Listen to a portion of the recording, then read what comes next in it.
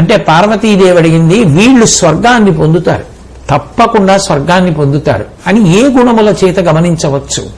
వీళ్ళు ఉత్తమ లోకాలకి వెడతారు అని ఎలా పట్టుకోవచ్చు? ఏమైనా అవకాశం ఉంటుందా తెలుసుకోవడానికి అంది. అంటే ఓ పార్వతి, ఎవరైతే ఇతరులకు అపకారం తలపెట్టకుండా ఉంటారో, చెయ్యగలిగితే ఉపకారం చేయడం, అంతేకాని అవతల వాళ్ళకి అపకారం చేద్దామన్న భావన పొందనటువంటి వాళ్ళు, ధర్మమునందు ఆసక్తి కలిగి ధర్మాచరణం చెయ్యాలనేటటువంటి తాపత్రయం ఉండి చెయ్యగలిగినంత మేర ధర్మాన్ని ఆచరిస్తూ, తనకి ఎంత తెలుసో అంత ఆచరిస్తున్న వాళ్ళు, సత్పురుషుల్ని గురువుల్ని పూజించేటటువంటి లక్షణం ఉన్నవారు, సత్యముగాను హితముగాను మాట్లాడేటటువంటి వాళ్ళు. మాట్లాడడంలో ఉండవలసిన మొదటి లక్షణం సత్యమును పలకడం.